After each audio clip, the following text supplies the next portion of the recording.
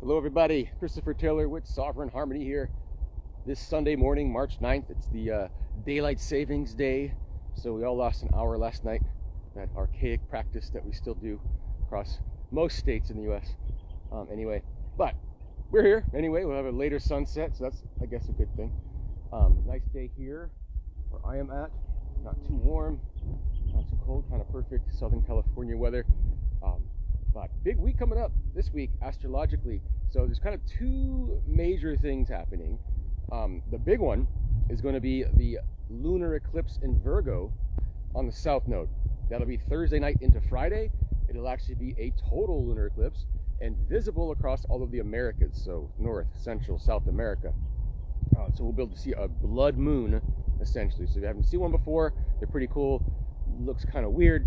The moon turns kind of blood red. And it looks different in the sky than it does when it's bright and reflecting the sun, etc. So that'll be something to see on Thursday night into Friday. I think it's around midnight Pacific time, so adjust your time for that. So Thursday, Friday-ish, depending on where you're at, time zone-wise, that's when it happens. It's actually my birthday on Thursday. I was born during a lunar eclipse, so this energy is kind of a reflection of my natal astrological energy, in a sense. So this lunar eclipse is all about release, because it's on the south node, okay? So what are we releasing? This is kind of in alignment with the general theme of the next 18 months. So on January 11th, the north node entered Pisces, south node entered Virgo, and that continues till about mid-2026. So the general theme of that is letting go of control, embracing trust and faith, okay? And so this lunar eclipse kind of exemplifies that a bit. So, but we're more focused on the release of that control, release of the order. So what our normal patterns are, our daily activities. There's something that needs to be released, something that isn't working. Virgo is like kind of the work energy, right? So if something isn't working, we've got to do something different to make things work. And so this lunar eclipse really is about bringing the awareness to us about what habits we might be practicing, what daily activities we're engaged in that aren't serving us anymore. Maybe they did before, but they don't anymore. And so we're just getting honest with ourselves about that. And this eclipse, sorry, I've got a bug flying around my face here, and it's going to oppose Saturn. Saturn will be with the sun in Pisces. And so that really adds a seriousness and a sense of getting real with the situation, okay? So we can't just let things go at this point. We really got to address them. Really got to put our finger on the dot, essentially, and call it out for what it is, okay? And then in addition, what's interesting is, it sounds kind of harsh. We talk about Saturn, it's like, oh, we've got to get real, etc. But the planet Uranus is in Taurus. That'll be trining this lunar eclipse. And Mars, which is direct in Cancer now, will be sextiling that lunar eclipse. So there really is a sense of, if we do get serious and get real, that there's doors that can open almost immediately. And so we can take action towards something different and with ease and grace. So it isn't going to be a long period of mourning, essentially, of what we're getting rid of. So if we can have the courage, have the honesty to get real with ourselves right now and get rid of what we need to get rid of, make a pathway open, the doors are going to open in response to that.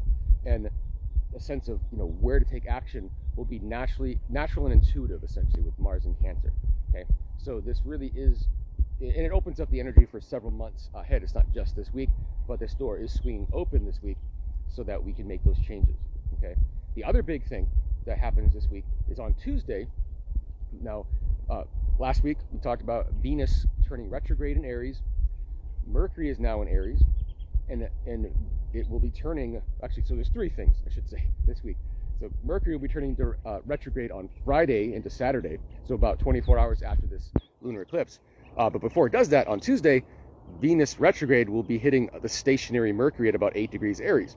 And this is roughly where the March 29th solar eclipse in Aries on the north node is going to occur. So this is kind of a precursor for that eclipse, okay? And that eclipse has a lot to do with finishing up the themes that we've had the last year and a half or so, which were themes of, with the south node in Libra, north node in Aries, of dropping codependency, putting ourselves first, okay? And so what this Venus retrograde conjunct stationary Mercury on Tuesday is about is kind of getting our heads and our hearts into an awareness of where we need to focus on ourselves, where we need to put the mask on our face first before we help others. And so it's going to highlight that.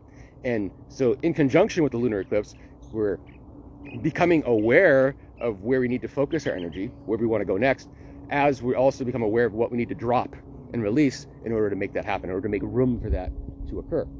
So that's really the ongoing themes here.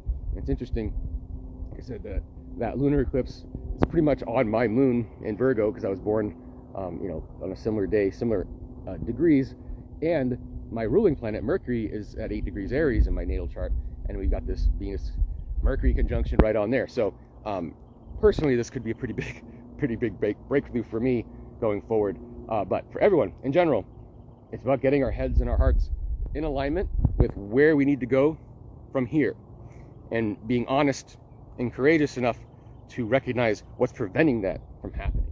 Okay, that's really the major themes of this week, and with both Mercury and Venus in retrograde by the end of this week, all the way through the end of April and into early April, essentially, there's a lot of review, a lot of release, and we could think of this Mercury and Venus as they back into Pisces, again, the last sign of the zodiac, and then move into the first sign. So it is about like a finalities on a personal level, right before Neptune and Saturn are going to cross into Aries, right? So they're finishing up in Pisces in the last sign of the zodiac. They're entering the first sign of the zodiac in Aries, and that's an ongoing process. They'll be together this summer. Saturn, Neptune will be together all summer in Aries within a 1 degree orb, and then they make their final conjunction at 0 degrees Aries in February of 2026. So that's the kind of finality of it all. But on a personal level, with Mercury and Venus, their personal planets, we're kind of going through our own final release and opening to the new process before society does that. Okay, with the Saturn Neptune conjunction, that's more of a societal, more of a larger scale move, move into the new by releasing the old. And so we're doing this on a personal level first. And that's really what this double retrograde of Mercury and Venus is all about. So anyway, we are in it. Like I said last week, we are in this window. We're in the eclipse season. We got these retrogrades happening so that we can clear things on a personal level, so that we're ready on a societal level as we move through this summer and through next winter with the Saturn Neptune conjunction in Aries, moving out of Pisces into Aries. And I'll actually be doing a talk on that in San Diego, April 11th, talking specifically about Saturn Neptune and what it means as it moves from Pisces to Aries, and how it compares to other cycles. Like the most recent Saturn Neptune cycle was Saturn in Capricorn back in 1989. The one before that was in Libra, 1952. The 1952 cycle had a lot to do with the Cold War, which kind of ended in the late 80s, early 90s, right? And then in the late 80s, early 90s, now we have this more of this collective government / corporation push down on the people that we've been in for a while. And now we're getting into a Saturn Neptune in Aries, which is more about self-responsibility. Okay, so more sovereignty, less of that top-down push that we've been under since 1989. But we'll get into that later. For this week, again, it's just that lunar eclipse in Virgo. It's got helpers with Uranus and Mars as far as getting rid of things that are old. With Saturn on the sun, we got to get real, but we have those doors opening if we do. And then Mercury, Venus in Aries, giving us a glimpse on a heart level and a head level of where we need to take ourselves, where we need to put ourselves first before that solar eclipse later in March comes in and really puts a stamp on that. So enjoy your day, even though it's an hour shorter than it normally would be for most people. And I will be back next week. We'll see you then.